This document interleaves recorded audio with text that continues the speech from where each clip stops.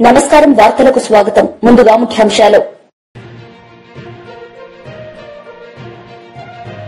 మంత్రి Atchannaidu press meet, పలు అంశాలపై వివరణ.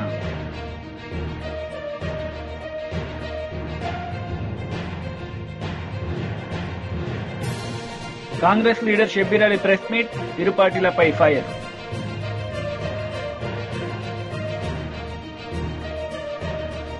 టీడీపీ నేతలు మీడియా సమావేశం నిర్వహించారు. ఈ సందర్భంగా పలు అంశాలపై ఆయన మాట్లాడారు. అధికారం వచ్చిన తర్వాత 5 సార్లు సైక్లోన్లు వచ్చాయి, తుఫాన్లు వచ్చాయి. వెంటనే ఎన్యూమరేషన్ చేసి ఈస్ట్ వెస్ట్ గోదావరికి వస్తే 34 కోట్లు ఇచ్చాం. ఈరోజు కృష్ణా జిల్లాలో వరదలు వస్తే 20 రోజుల్లో ఎన్యూమరేషన్ చేసి రైతుకి, కౌలు రైతుకి డబ్బులు ఇచ్చింది మా ప్రభుత్వం కాదో ఒక్కసారి నువ్వు చెప్పమని చెప్పి ఈ సందర్భంగా కోరుతున్నాను. ఈరోజు గుంటూరు మిర్చి యార్డ్ దగ్గరికి వెళ్ళాం. అబద్ధాలంటే అబద్ధాలు. అసలు ఎవడైనా నవ్వుకుంటాడని కూడా చూడకుండా ఇప్పుడే ఆకాశం నుంచి వచ్చినటువంటి వ్యక్తిగా మాట్లాడుతున్నాం. జగన్మోహన్ రెడ్డి, మాకంటే ముందు 5 సంవత్సరాలు ఈ రాష్ట్రానికి నువ్వు ముఖ్యమంత్రి. గుంటూరు మిర్చి యార్డ్ ఇప్పుడే పుట్టలేదు, నువ్వు ముఖ్యమంత్రి ఉన్నప్పుడు పుట్టింది. అంతకు ముందు చంద్రబాబు నాయుడు గారు ముఖ్యమంత్రిగా ఉన్నప్పుడు కూడా గుంటూరు మిర్చి యార్డ్ ఉంది. దాని చరిత్రను ఒకసారి తెలుసుకోకుండా ఇష్టానుసారంగా చెప్పిందే చెప్తే, అబద్ధాలు చెప్తే, ఒక పనికి మారిన పేపరు, టీవీ ఉందని స్క్రోలింగ్ లేస్తే ప్రజలు నమ్ముతారనుకుంటే నీ అవివేకం అని చెప్పి నేను ఘంటాపదంగా చెప్పదలిచా. ఈరోజు మిర్చి ఈ దేశంలో తెలంగాణలో పండుతుంది, మధ్యప్రదేశ్లో పండుతుంది, కర్ణాటకలో పండుతుంది, వెస్ట్ బెంగాల్లో పండుతుంది. అదే మన రాష్ట్రానికి వస్తే ఒక 11 జిల్లాల్లో మిర్చి పండుతున్న విషయం నాకు, మీకు, ఈ రాష్ట్ర ప్రజలందరికీ కూడా తెలుసు. మిర్చి మాట్లాడితే ఒక విషయం చెప్తాడు. మేము ఉండేటప్పుడు 20,000 రూపాయలు ఉండేది, చంద్రబాబు నాయుడు వచ్చాక 13,000కి తగ్గిపోయిందని చెప్పి మాట్లాడుతున్నాడు. ఇది నేను సొంత కవిత్వం కాదు, ఇది ఆన్ రికార్డ్. ఏ డిపార్ట్మెంట్ దైనా సరే రికార్డు ఉంటుంది. గత 10 సంవత్సరాలు మిర్చి ధరలను తీసుకున్నాను ఒకసారి. 2015-16 నుంచి 2024-25 వరకు ఏ సంవత్సరం ఎంత ధర మిర్చికి ఉందని అన్ని సంవత్సరాలు చూస్తే మ్యాక్సిమం 11,000 నుంచి 13,600 వరకు ఉంది. 2 సంవత్సరాలు 2022, 23, 23, 24 ఒక సంవత్సరం 20,500, ఒక సంవత్సరం 20,000 ఉంది. ఇది నేను ఏదో 13,000 ఉంది, 14,000 ఉంది, రైతుకి ఇప్పుడు ఇచ్చేస్తున్నామని చెప్పి నేను ప్రభుత్వం తరపున చెప్పడానికి సిద్ధంగా లేను. ఈరోజు మిర్చి రైతు ఇబ్బందుల్లో ఉన్నాడు. ఎందుకంటే ఆ రోజుకి ఈ రోజుకి పెట్టుబడులు పెరిగాయి, పెస్టిసైడ్స్ రేట్స్ అన్ని పెరిగాయి, కూలీల రేట్లు పెరిగాయి. ఇబ్బందులు ఉన్నటువంటి విషయం కూడా ఈరోజు మేము గ్రహించాం. నీలాగా చేతులు కట్టుకొని ముడుచుకొను, నీలాగా ఎవరో పేపర్ మీద రాస్తే చదవడము ఈ ప్రభుత్వానికి, ఈ ప్రభుత్వంలో ఉన్నటువంటి మాకు అవసరం లేదని చెప్పి తెలియజేస్తున్నాం. ఎంత తెలివైన వాడంటే జ్ఞానమున్న ఏ వ్యక్తి కూడా చేయడు. దంపుడు ఉపన్యాసం ఇచ్చావు కదా జగన్మోహన్ రెడ్డి, దీని ఒక్కదానికి నువ్వు ఆన్సర్ చెప్పు. ప్రభుత్వం మద్దతు ధర ఎప్పుడు ప్రకటిస్తుంది? మార్కెట్లో ధర తక్కువ ఉంటే ప్రభుత్వం మద్దతు ధర ప్రకటించి. TDP leader Varla Ramaiah media సమావేశం నిర్వహించారు. ఈ సందర్భంగా జగన్ పై విమర్శలు చేశారు. ప్రేమన్నవాళ్ళు వాడు పాపం 3-4 నెలల నుంచి జైల్లో ఉన్నాడు. అడే బూతులు మాట్లాడతాడు. ఇందాక అడిగాని పేరు బోరగడ్డ అనిల్. ఎందుకు పలకరించలేదు? వీడికంటే పెద్ద నేరస్తుడు అండి వాడు, సారీ ఇతని కంటే పెద్ద నేరస్తుడు అతను వాడు అన్నాడు. సారీ అండి. వంశీ కంటే పెద్ద నేరస్తుడా? ఏమి వయో నాట్ కాల్డ్ ఆన్ హిమ్? ఎందుకు పరామర్శించలేదు? వెళ్ళాలి కదా. బోరగడ్డ అనిల్ దళితుడేనా? ఒక మాల కులానికి చెందినవాడేనా? నువ్వు వెళ్ళలేదు పలకరించడానికి? విజయపాల్ ఎడిషనల్ ఎస్పీ రిటైర్డ్, నిన్నటిదాకా జైల్లో ఉన్నాడు. మీరు వెళ్ళలేదు, మీకోసమే కదా వాడు జైలు పాలైంది. ఇప్పుడు కూడా పిచ్చివాడు తిట్టాను ఒకరోజు నేను అతన్ని. నీ మాటలు, వాడు సునీల్ కుమార్ మాటలు వినే కదా వాడు జైలుకి వెళ్ళింది. మీరెందుకు పరామర్శ? ఆఫీసర్ అండి, ఎడిషనల్ ఎస్పీ చేసి ఆ కుటుంబం ఒకరోజు నా దగ్గరకు వచ్చి ఏడ్చారు. వాళ్ళు సహాయం చేయమని అడిగారు. అది చేయటం కుదరదని చెప్పాను, నిర్మోహటంగా చెప్పాను నేను. వాళ్ళ తరఫున ఒక పెద్ద ఆయన వచ్చి నా చేతులు పట్టుకున్నాడు, సాయం చేయండి అని. కుదరదన్నా నేను. అతను చేసింది అన్యాయం, కుదరదని చెప్పాను. మరి మీకోసమే కదా వాడు జైలు పాలైంది. విజయపాల్ ఒక అధికారిగా చేసి ఎంత మంచివాడు, వాడు మంచి పేరు కూడా ఉందండి వాడికి. ఎందుకు ఈ కర్మగాలి ఈ ముఖ్యమంత్రి మాటలని, ఆ సునీల్ మాటలని జైలుకు పోయినాడు ఆడు. విజయపాల్ కదా, విజయపాల్ నెల 2 నెలలు జైల్లో ఉన్నాడు. మీకోసమే కదా జగన్మోహన్ రెడ్డి గారు. మరి మీరెందుకు వెళ్ళలేదు అతను పలకరించడానికి?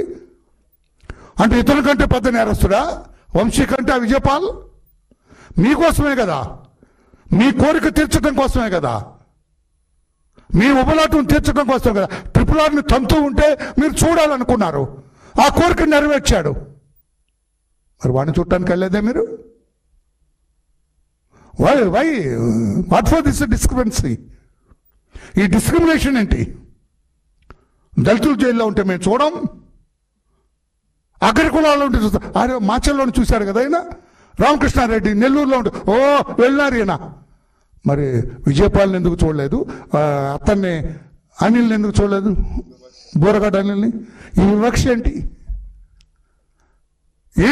భేదాన్ని చూపించడం ఏంటి? వాళ్ళని చూసినా చూడలేకపోయి నాకు వదిలేవయ్యా, ఇతను చూడటానికి వెళ్ళటం ఏంటి నీ దొంపదేగా? చాలా ఆశ్చర్యం వేస్తుంది. ఇతను బంధువులే వెళ్ళట్లేదు. గన్నవరం ఇతను చాలా మంది బంధువులు ఉన్నారు, ఎవరు ధైర్యం చేయట్లా. వాడిని ఏం చూస్తామా, వాడు మేము మా కుటుంబాల నుంచి వెళ్ళేసామన్నారు వాళ్ళు. మీకు తెలుసా జగన్మోహన్ రెడ్డి గారు? గన్నవరం అతను చాలా బంధువులు ఉన్నారు, రక్త బంధువులు ఉన్నారు. వాళ్ళు ఎవరు కూడా మిలాఖత్ పెట్టట్లా. అటువంటి దుర్మార్గుని మేము చూడమంటున్నారు. ఆ అమ్మాయి భార్య కాబట్టి మీ శ్రీమతికి తప్పదు. భర్త ఎటువంటి వాడైనా మన భారతీయ సంస్కృతి కనుక ఆమెకు తప్పదు. ఆయన బంధువులు వెళ్ళట్లేదు. ఇటువంటి వ్యక్తిని మీరు చూడాలని వెళ్ళటం ఎంతవరకు సమంజసము? జగన్మోహన్ రెడ్డి గారి మహిళలను మానసికంగా క్షోభ పెట్టిన వ్యక్తి. నా అక్కలు నా చెల్లెళ్ళు అంటుంటా. ఏం చెల్లెళ్ళు? అంతేలే, నీకు సొంత తల్లి నీ ఏడిపించిన వాడివి, చెల్లిని తరిమి కొట్టిన వాడివి, బాబాయి కూతురు ఆమెకు చెల్లిని ఆమెని మండు టెండలో పరారు చేసిన వారు. మీకేముంటుంది? లేదు మహిళల పట్ల ప్రేమ, అభిమానం. ఇటువంటి ముద్దాయిల పట్ల మీకు ప్రేమ ఉంటుంది, ఇటువంటి నికృష్టుల పట్ల మీకు ప్రేమ ఉంటుంది, ఇటువంటి దుర్మార్గుల పట్ల మీకు ప్రేమ ఉంటుంది, ఇటువంటి అరాచక శక్తుల పట్ల మీకు ప్రేమ ఉంటుంది, ఇటువంటి అసాంఘిక శక్తుల పట్ల మీకు ప్రేమ ఉంటుంది, ఇటువంటి భూ కబ్జాదారుల పట్ల. కాంగ్రెస్ లీడర్ షబ్బీర్ అలీ మీడియా సమావేశం నిర్వహించారు. ఈ సందర్భంగా పలు అంశాలపై ఆయన మాట్లాడారు.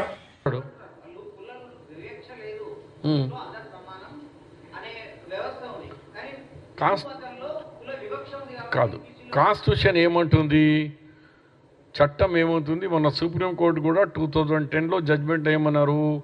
మతానికి సంబంధం లేదు, వాని వృత్తి సోషల్లీ ఎడ్యుకేషనల్లీ బ్యాక్వర్డ్ ఉన్నాడా లేడా అంతే, మతం అడ్డం రాదు. ఇవాళ ఈ మతంలో ఉన్నాడు, రేపు ఇంకో మతం చేంజ్ చేస్తాడు, అప్పుడు ఏం చేస్తారు? నో, వృత్తి. అది సుప్రీంకోర్టు, అది కూడా కాన్స్టిట్యూషన్ 5 జడ్జెస్ ఇచ్చారు, 3 జడ్జెస్ ఇచ్చిన జడ్జిమెంట్. అది కాన్స్టిట్యూషన్ చెప్తుంది, సుప్రీంకోర్టు చెప్పింది, ఆల్ కమిషన్లు చెప్పినారు. ఇప్పుడు తీసుకొచ్చి బీజేపీ కొత్త ఫార్ములా పెట్టి ఇప్పుడు సంజయ్ గారికి నీకు ఎక్కడ కూర్చోబెట్టాలా? నేను రెడీగా ఉన్నా. నేను ఆల్ కమిషన్స్ రిపోర్ట్ 1882 నుంచి తీసుకొచ్చి చూపిస్తా.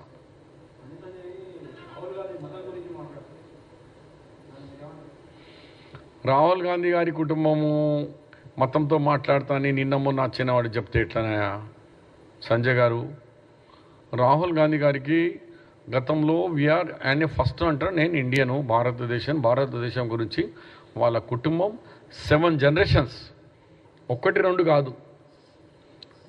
మోదీ గారి ఏ జనరేషన్ తెలియదు, కానీ ఆయన తాత ముత్తాతల నుంచి ఫ్రీడమ్ ఫైటర్లో మోతీలాల్ నెహ్రూ ముందు నుంచి మోతీలాల్ తండ్రి మోతీలాల్ గారు, నెహ్రూ తర్వాత ఇందిరాగాంధీ రాజీవ్ గాంధీ రాహుల్ గాంధీ గారు. ఇన్ని జనరేషన్తోని బ్రిటిష్లో ఇంగ్లాండ్లో బ్యారిస్టర్ అయి కూడా అలహాబాద్కి వచ్చి మరి దేశాన్ని గురించి ఇల్లు ప్రాపర్టీస్ ఈ ఫ్రీడమ్ స్ట్రగల్లో పెద్ద కాంట్రిబ్యూషన్ చేసిన వ్యక్తుల్లో పండిత్ నెహ్రూ గారి మంత్రి జూపల్లి కృష్ణ మీడియా సమావేశం నిర్వహించారు. ఈ సందర్భంగా పలు అంశాలపై ఆయన మాట్లాడారు. నెలల తరబడి తిరగాల్సి వస్తుంది, డబ్బులు ఖర్చు పెట్టుకోవాల్సి వస్తుంది. సో దీన్ని టోటల్గా ఆన్లైన్ చేయాల్సిన అవసరం. ఇదే ప్రకారం ఏ డిపార్ట్మెంట్ అయినా ఎందుకు ఒక అధికారి దగ్గర నెలల తరబడి ఫైల్స్ పెండింగ్ ఉండాలా? దీన్ని కూడా నియంత్రించాల్సిన అవసరం ఉంది.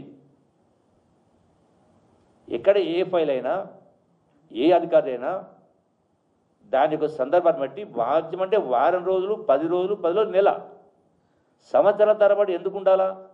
ఎస్ఆర్నోని పంపాలి కదా, కరెక్ట్ ఉంటే కరెక్ట్ చేయాలా? అంటే పరిపాలన సంస్కరణలు తేవాల్సిన అవసరం ఉంది. డెఫినెట్గా ఆ పని చేస్తాం, మేము సైలెంట్గా ఉండం. అందుకే ఈ ప్రభుత్వాన్ని ఏ అంశంలో కూడా వీళ్ళెవరు కూడా విమర్శించేటువంటి నైతిక హక్కు లేదని మరొకసారి వాళ్ళ యొక్క విమర్శల్ని ఖండిస్తూ ఇంకొకసారి కేసీఆర్ అయినా కేటీఆర్ అయినా హరీష్ అయినా ఆ బీఆర్ఎస్ పార్టీ పరంగానే బీజేపీ పార్టీ పరంగా మాట్లాడే వాళ్ళకు ఒకసారి ఆత్మ విమర్శ చేసుకోవాలి. ప్రజలు ఏదో మేము ఒక్కలమే తెలివైన వాళ్ళం, ప్రజలు అమాయకులు అంటే మీ పొరపాటు. నిజాలు నిప్పు లాంటివి దాచిపెడితే దాగవు అని మనసులో పెట్టుకుంటారు. సందర్భం చూడు కర్ర కాల్సి వాత పెడతారు, పెట్టిండ్రు, రేపు తెలుస్తుంది. Thank you.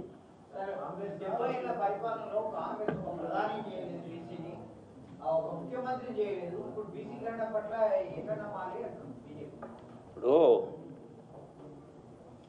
దేశంలో ఎవరు నెహ్రూ, ఎవరు లాల్ బహదూర్ శాస్త్రి అంటే ఎటువంటి వాళ్ళు ప్రధానమంత్రులు అయినరు? రాష్ట్రంలో ముఖ్యమంత్రి కాలేదా? క్వశ్చన్ ఇక్కడ ఏఐసిసికి ఎవరు ఇప్పుడు అధ్యక్షుడు? అదే ఇలా బీఆర్ఎస్ పార్టీ వాళ్ళు విమర్శిస్తే ఎవరు ఇలా అధ్యక్షుడు? ఆంధ్రప్రదేశ్ రాష్ట్రానికి ముఖ్యమంత్రి దళితులు ముఖ్యమంత్రి కాలేదా? పిసిసి ముఖ్యమంత్రి కాలేదా? క్వశ్చన్ అది కాదు. ఇప్పుడే ఒకటే లెక్క, ఎవరి కోసం ఏది చేసినా ఎవరి కోసం? ప్రజల కోసం. మీకు ఒకటే ఇంతకు లెక్క చెప్పిన 18 మంది ముఖ్యమంత్రులు 65 సంవత్సరాలు పరిపాలన చేస్తే రాష్ట్రంపై ఉన్న అప్పు అంటే ఇన్ని ప్రాజెక్టులు కట్టి శ్రీశైలము, నాగార్జున, పోచంపాడు, బాక్రా రకరకాల ప్రాజెక్టులు ఇండస్ట్రీని చేస్తే కూడా అప్పు 65,000 కోట్లు అయితే ఒక ముఖ్యమంత్రి 10 సంవత్సరాల్లో 8 లక్షల కోట్లప్పు అయితే మరి అటువంటి పార్టీకి విమర్శించి ఎక్కడ ఉంటుంది? పోనీ బీజేపీ పార్టీ తెలంగాణ రాష్ట్రం అప్పుడు ఇవ్వకపోతుంది మీకు అవకాశం వచ్చినా కూడా. పోనీ ఇప్పుడు ఏమైనా బడ్జెట్ ఏమైనా ఇచ్చిండ్రా? ఇన్ని గొప్ప మాటలు మాట్లాడుతూ ఉన్నారు కదా. మరి 8 మంది ఎంపీలు 8 మంది ఎమ్మెల్యేలు తెలంగాణ రాష్ట్రం ఏమి ఇచ్చిండ్రు? గుండు సున్నా, బండి సున్నా, గుండు సున్నానే కదా. వాస్తవా కాదా? ఎంత ఇచ్చిండ్రు బీహార్కు, ఎంత ఇచ్చిండ్రు యూపీకు, ఎంత ఇచ్చిండ్రు ఏపీకి? తెలంగాణకి ఏమి ఇచ్చిండ్రు? ఎందుకు ఇవ్వలేదు? అంటే రాజకీయ కోణం కాదా? ఇంత గొప్ప గొప్ప మాటలు మాట్లాడేటోళ్ళు మీరు ప్రతి అంశంలో మీరు నిజాయితీగా పాల్గొంటే మీకు మాట్లాడే హక్కు ఉంటుంది. చిత్తశుద్ధి లేకపోతే చిత్తశుద్ధి లేనిది ఎవరికి? ఈ రోజున చిత్తశుద్ధి లేకపోతే ఓసీలు కేసీఆర్ లెక్కల ప్రకారం గత ప్రకారం 20% ఓసీలు, ఇలా 15% వచ్చింది. బీసీలు 5% పెరిగినరు. ఏది పెరిగినా ఇంకా 3 లక్షల మంది అందులో పాల్గొనలేదు. పాల్గొన్న దానిలో చాలామంది చెప్పిన, ముఖ్యమంత్రి చాలాసార్లు చెప్పినట్టు కేసీఆర్ గవర్నమెంట్ సంతకాలు పెట్టలేదని మళ్ళీ చేస్తా ఉన్నాం. అంటే వాళ్ళ సంతకాలతో వస్తుంది కదా, ఫలానా కుటుంబం చేయలేదని మీరు చెప్పాలా? వాళ్ళ సంతకాలతో సహా ఉన్నాయి.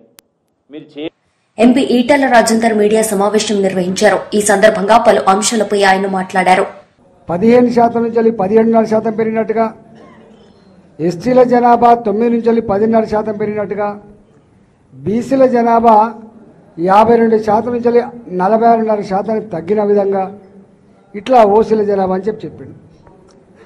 ఎంత బాధ అనిపించే సిగ్గుమాలితనం వాళ్ళదంటే, ఒకసారి ఆయన జనాభా లెక్కలు తీసిన తర్వాత ప్రజల నుంచి వచ్చినటువంటి వ్యతిరేకతని ఇవాళ తట్టుకోలేక లేదు మళ్ళీ సెకండ్ టైం కూడా చేస్తా అని చెప్పిండంటే, కాంగ్రెస్ పార్టీకి అణగారిన వర్గాల పట్ల, మరీ ముఖ్యంగా బీసీ ప్రజల పట్ల ఏ చిత్తశుద్ధి ఉందో మనకు అర్థం కావాలి. దీనికి చట్టబద్ధత లేకుండా, దీనికి టైం లేకుండా, దీనికి ఒక శాస్త్రీయ పద్ధతి లేకుండా ఇవాళ కులగణన అనేటువంటిది జరిగి కాదు, మోసగించే ప్రయత్నం చేసిండు. ఇవాళ దాని నుంచి లబ్ధి పొందాలనే ప్రయత్నం చేసిండు. కానీ పాతాళంలో ఇలా తెలంగాణ ప్రజలు పాతరేసింది ఆయన. అందువల్ల నేను టీచర్లకి వినమ్రంగా విజ్ఞప్తి చేస్తున్నా. గతంలో డిఏలు ఇవ్వకుండా మోసం చేసినాడు కేసీఆర్. 317 జీవో ఇచ్చి కంటి మీద కొనుక్కు లేకుండా చేసినాడు కేసీఆర్. ఇవాళ సిపిఎస్ విధానం రద్దు కావాలని చెప్పి అనేక సంవత్సరాల పోరాటాలు చేస్తున్న టీచర్లు, ప్రభుత్వ ఉద్యోగులు కేంద్ర ప్రభుత్వం డేట్ ఇచ్చింది. మీ రాష్ట్రాలలో మీరు సిపిఎస్లో కొనసాగదలుచుకున్నారా, పాత పెన్షన్ విధానంలో కొనసాగదలుచుకున్నారా అని చెప్పి ఆప్షన్ అడిగారు. కానీ ఆనాడు కేసీఆర్ గారు మేము సిపిఎస్లో వాళ్ళకు లెటర్ పంపలే. అంటే మళ్ళీ మోసం చేసినటువంటి పార్టీ అది. ఈయన గారు అధికారంలో వచ్చిన వెంటనే 317 సవరణ చేస్తా, సిపిఎస్ విధానాన్ని రద్దు చేస్తా, డిఏలన్నీ కూడా పే చేస్తా, రిటైర్డ్ ఉద్యోగులకు తక్షణమే వాళ్ళ బెనిఫిట్స్ ఇచ్చే ఏర్పాటు చేస్తా. ఒక్కటి కూడా అమలు కాలే. ఇవాళ చివరికి రిటైర్డ్ ఉద్యోగి తన బెనిఫిట్స్ రావాలంటే చేసుకుంటే తప్ప, లంచాలు ఇస్తే తప్ప రిటైర్డ్ ఉద్యోగుల బెనిఫిట్ వస్తలేవంటే ఎంత దయనీయమైన పరిస్థితి ఉందో మనకు అర్థం కావాలి. ఇవాళ దీనికి 9 సంవత్సరాలు పట్టింది కేసీఆర్ మీద వ్యతిరేకత రావడానికి. కానీ రేవంత్ రెడ్డి సర్కారు మీద వ్యతిరేకత రావడానికి 9 నెలలే పట్టింది.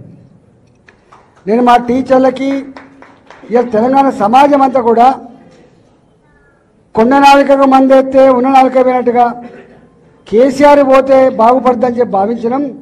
కానీ ఇక పేన మేంచలు పొగిలబడ్డ అయిపోయింది. ఈ రేవంత్ రెడ్డి సర్కార్ ఇచ్చిన మాట అమలు చేస్తున్న నమ్మకం లేదు. ఎప్పుడు ఎన్నికలు వస్తాయా బొంద పెడదామని చెప్పి ఎదురు చూస్తున్నటువంటి వాళ్ళు ఉన్నారు. వైఎస్ఆర్సీపీ లీడర్ చెల్లుబోయిన వేణుగోపాలకృష్ణ మీడియా సమావేశం నిర్వహించారు. ఈ సందర్భంగా టీడీపీ నేతలపై ఆయన మండిపడ్డారు. వదిలి రావడానికి కారణం ఏమిటి? మీ కుట్ర రాజకీయమే కదా. దానివల్ల ఈ రాష్ట్రం ఎంత నష్టపోయిందో మీరు అక్కడ రాష్ట్ర విభజన సమయంలో 1,10,000 కోట్లు, 1,13,000 కోట్లు ఈ రాష్ట్రానికి, తెలంగాణ రాష్ట్రం నుంచి రావాల్సినటువంటి అసెట్స్ ఉన్నాయి, నిధులున్నాయి. కేవలం మీరు చేసిన ఆ తప్పిదం వల్ల, ఓటుకు నోటు కేసులో దొరికిపోయిన తప్పిదం వల్ల ఆంధ్రప్రదేశ్ రాష్ట్ర ప్రజలకు సుమారుగా 1,10,000 కోట్ల నష్టం వాటిల్లింది. మరలా అదే తంతుని ఇవాళ అధికారంలోకి వచ్చిన తర్వాత ఈ మున్సిపల్ ఎన్నికల్లో వైస్ ప్రెసిడెంట్, వైస్ చైర్మన్ పదవుల కోసం మీరు ఏ సంకేతం ఇవ్వదలిచారు? అంటే ప్రజలు గెలిపించిన వారిని కొనుగోలు చేసి మీ పార్టీలో జాయిన్ చేసుకోవడం వల్ల మీరు సాధించేది ఏమిటి? మీకు అధికారం వచ్చింది, అధికారం కోసం అనేకమైనటువంటి అబద్ధాలు మీరు మాట్లాడారు. అబద్ధాలని నేను ఎందుకు అంటున్నానంటే, మీరు మాటల్లో మీరు మాట్లాడిన, మీరు ప్రచారం చేసిన ఏ విషయాలు కూడా వాస్తవం కాదని మళ్ళీ మీ నోటే చెప్పారు. ఎందుకని? మీరు ప్రధానంగా ఎన్నికల ముందు ఈ రాష్ట్రం అప్పుల పాలైందని, జగన్మోహన్ రెడ్డి గారు మంగళవారం అప్పులు చేస్తున్నారని, నేనైతే సంపద సృష్టిస్తానని, 14.5 లక్షల కోట్ల అప్పులు ఉన్నాయని, 14.5 లక్షల కోట్లు ఈ రాష్ట్రం అప్పుల పాలైందని, శ్రీలంకగా మారిపోతుందని ప్రచారం చేశారు. అధికారం వచ్చింది, లెక్కలు తీశారు, అప్పులు ఎంత ఉన్నాయి, మీరెంత అప్పు చేశారు, వాస్తవాలు ప్రజల ముందు ఉంచారు. కేవలం అది నా మాటల ద్వారా కాకుండా బడ్జెట్ సమావేశాల్లో మీ ఆర్థిక మంత్రి చేసినటువంటి ప్రకటన, మీరు 14,53,000 కోట్ల అప్పులు ఉన్నాయని చెప్పింది అబద్ధమని, 7,43,000 కోట్లు మాత్రమే అప్పు ఉందని, అది కూడా మీరు పాలనలోకి రాకముందు 1,43,000 కోట్లు ఉంటే మీరు పాలనలోకి వచ్చిన తర్వాత అది 2.5 లక్షల కోట్లు మీరు అప్పులు చేసి 4,53,000 కోట్ల అప్పులు దాన్ని చేరిస్తే జగన్మోహన్ రెడ్డి గారి పరిపాలన సమయంలో ఒక 3 లక్షల కోట్ల అప్పులు జరిగాయి. 7,46,000 కోట్ల అప్పులుంటే మీరు 14,50,000 కోట్ల అప్పులు ఉన్నాయని చెప్పింది వాస్తవం కాదు, అది అబద్ధం. అది అధికారం కోసం మీరు చేసిన ఒక విష ప్రచారం. అంటే అధికారం వచ్చిన తర్వాత ఆమనగల్ కల్వకుర్తి నియోజకవర్గం బీఆర్ఎస్ రైతు మహాధర్నాలో మాజీ మంత్రి కేటీఆర్ పాల్గొన్నారు. ఈ సందర్భంగా ఆయన ప్రసంగించారు. ముసలోళ్లకు 4,000 కేసీఆర్ ముసలవ్వకో ముసలయ్యకో ఇస్తున్నాడు, నేను ఇద్దరికి ఇస్తా. మీరు ఆడబిడ్డలందరికీ సోనియమ్మ చెప్పింది నెలకు 2,500 ఇస్తా అన్నాడు. 500 రూపాయలకు సిలిండర్ ఇస్తా అన్నాడు, ఇచ్చిండా? 200 యూనిట్ల కరెంటు ఫ్రీ అన్నాడు, వచ్చిందా? మరి 14-15 నెలలు ఏం చేసిండు? మరి 35 సార్లు ఢిల్లీ ఎక్కే విమానం దిగే విమానం తప్ప 35 పైసలు కూడా ఢిల్లీకి వెళ్ళి తెచ్చింది లేదు. మరి వాళ్ళ నేను మిమ్మల్ని ఆలోచించమని కోరేది ఒకటి, మీరందరూ రైతు బిడ్డలు, మీరందరూ వ్యవసాయ కుటుంబాలకు వెళ్ళి వచ్చిన రైతు బిడ్డలు. ఇవాళ కేసీఆర్ గారి నాయకత్వంలో 10 ఏళ్లలో ఇదే కల్వకుర్తి తాలూకాలో, ఇదే వలసల జిల్లాగా పేరుపడ్డ పాలమూరు జిల్లాలో బ్రహ్మాండంగా రివర్స్ మైగ్రేషన్ చాలు అయి వేరే రాష్ట్రాలకు వెళ్ళి కూడా కూలీలు మన పొలాలకెచ్చి పనిచేసే పరిస్థితి కేసీఆర్ నాయకత్వంలో మనం తెచ్చుకున్నాం. కానీ సంవత్సరం తిరగకుండానే నిన్న మొన్న మీరు పేపర్లు చూడండి, నిన్నగాక మొన్న ఒక రైతు ఆయన లోన్ కట్టలేదని చెప్పి వాళ్ళ ఇంటి పాటాకు ఇంటి తలుపెత్తుకొని పోయారు, ఇంటికాడ గేట్ ఎత్తుకపోయారు. చూసిర్రా మీరు? నిన్న ఒక రైతుది ఆయన స్టార్టర్ ఎత్తుకపోయినారు. రేపో మాపో తులం బంగారం వచ్చిందా అక్క మీకు? మీరు నిజంగా కల్వకుర్తోలు బాగా హుషారున్నారు, వచ్చినా కూడా రాలేదని చెప్తారు. నేను బయట రాంగ మైసిగండి కాడ ఆగి అక్కడ పంతులు కూడా అడిగినా, సార్ వచ్చిందా ఇక్కడ తులం బంగారం పంతులు గారు అంటే, మా వాళ్ళకి మాత్రం వచ్చింది, అత్తగారు ఊరు కదా ఇచ్చిండు అన్నాడు. మీరేమో నాకు అబద్ధం చెప్తాను, రాలేదా తులం బంగారం? మొన్ననేమో పాటకెత్తుకపోయినారు, తలుపులు ఎత్తుకపోయారు, నిన్ననేమో స్టార్టర్ ఎత్తుకపోయినారు. రేపో మాపో తులం బంగారం వచ్చుడు కాదు, మీ పుస్తల తాడు కూడా ఎత్తుకపోతాడు వీడు, గత దొంగ. మేము చెప్పినాం ఎలక్షన్లకు ముంగట మీకు, వీడు లంగా నమ్మకుర్రు అని చెప్పినాం. మీరేమో నమ్మి ఆయనతో గుద్దినరు. కల్వకుర్తిలో జైపాల్ యాదవ్ అడ్డం పడ్డాడు, ఆయన ఎవరో గెలిచిండు. మరి ఇప్పుడేమో తర్వాత లబో దిబో అంటే లాభం ఏమున్నది? ఇప్పుడు అనుకొని బాధపడితే, మొన్న నేను హైదరాబాద్లో పోతున్నా, హైదరాబాద్లో సిగ్నల్ పడుడు పాపం ఉన్నది. సిగ్నల్ పడితే పక్కకు ఆటోనో బండో ఏదో ఒకటి వస్తుంది, వాళ్ళు మనం చూడంగానే అన్నా బాగున్నావా అంటారు. బాగానే ఉన్నా, ఏం సంగతి తమ్మి అంటే, ఆటో డ్రైవర్ ఆయన పేరు మహమూద్ అంటుండు. క్యాలే మహమూద్ భాయ్ అంటే, క్యాలే సా పూరా బర్బాద్ హై, కుచ్ నహీ హో రహా అన్నాడు. మరి క్యా కర్నా అన్నా, క్యా కర్నా కుచ్ భీ నహీ కర్ సక్తే క్యా అన్నాడు. अब महमूद भाई एक वोट का सजा 5 साल है ना, ఒక్క ఓటు మరి శిక్ష 5 ఏళ్ళు ఉంటుంది కదా, ఏం చేయాలి నేను అని నేనన్నా. అంటే మహమూద్ భాయ్ ఏమంటుండు ఎరికాను నాతోని, సాబ్ కోయి తర్కీబ్ నీ ఏ క్యా అంటుండు. అంటే ఏమైనా ఉపాయం లేదా సారు అంటుండు, ఏమైనా ఉపాయం లేదా ఈయన ఇంటికి పంపేది అంటుండు. నేను మిమ్మల్ని అందరినీ కరెక్ట్ అని నేను చెప్పేది, మీరు కూడా గదే అనుకుంటారా వేరేమని అనుకుంటారా? ఒక్కసారి కేసీఆర్ ఉన్నప్పుడు బాగుండే అంటే వాళ్ళు చేయలే అంటారు. పక్కా ముచ్చట్నా ఇది కూడా, మళ్ళీ ఎలక్షన్ ముందు ముచ్చట్నేనా? పక్కానా ఈసారి? అర్థమైందా మొత్తం కాంగ్రెస్ మోసం, రేవంత్ రెడ్డి మోసం అందరికి అర్థమైందా? అత్తగారు ఊరోళ్ళకు కూడా అర్థమైందా? ఆఖరికి మంచిగానే ఉన్నది కథ. నేను మీ అందరినీ ప్రార్థించేది ఒకటే, ముఖ్యంగా రైతు బిడ్డల్ని. ఇవాళ ప్రపంచానికి అన్నం పెట్టే అన్నదాత రైతు. రైతుకు కులం ఉండదు, రైతుకు మతం ఉండదు. వాళ్ళందరూ ఉంటారు, రెడ్డిలు ఉంటారు, కొమటోళ్ళు ఉంటారు, బాపనోళ్ళు ఉంటారు, ఎల్మోళ్ళు ఉంటారు, అందరూ బీసీలు ఉంటారు, ఎస్సీలు ఉంటారు, ఎస్టీలు ఉంటారు, మైనారిటీలు ఉంటారు, అన్ని వర్గాలలో రైతులు ఉంటారు. 70 లక్షల మంది రైతులను కేసీఆర్ గారు కడుపులో పెట్టుకొని 10 ఏళ్లు చూసుకున్నాడు. ఎవ్వరు మీరు అడగలే, దండం పెట్టలే, దరఖాస్తు పెట్టలే, ఎలక్షన్లలో ఓట్ల కోసం కేసీఆర్ గారు మాట ఇయ్యకపోయినా మీకు 1 కాదు 2 కాదు 12 కాలాలు 12 సీజన్లలో 1 2 కాదు 73,000 కోట్ల రూపాయలు రైతుల ఖాతాల్లో వేసిన మొట్టమొదటి ముఖ్యమంత్రి భారతదేశంలో రైతు బంధు మన నాయకుడు కేసీఆర్. ఒక రైతు. వార్తలు ముగించే ముందు ముఖ్యాంశాలు మరోసారి. మంత్రి అచ్చెన్నాయుడు ప్రెస్ మీట్, పలు అంశాలపై వివరణ.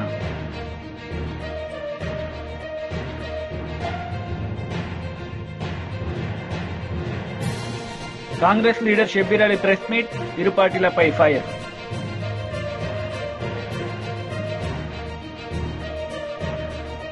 ఈ వార్తలు ఇంతటితో సమాప్తం. తిరిగి ప్రసారమయ్యే వార్తల్లో మళ్లీ కలుద్దాం. అంతవరకు సెలవు. నమస్తే.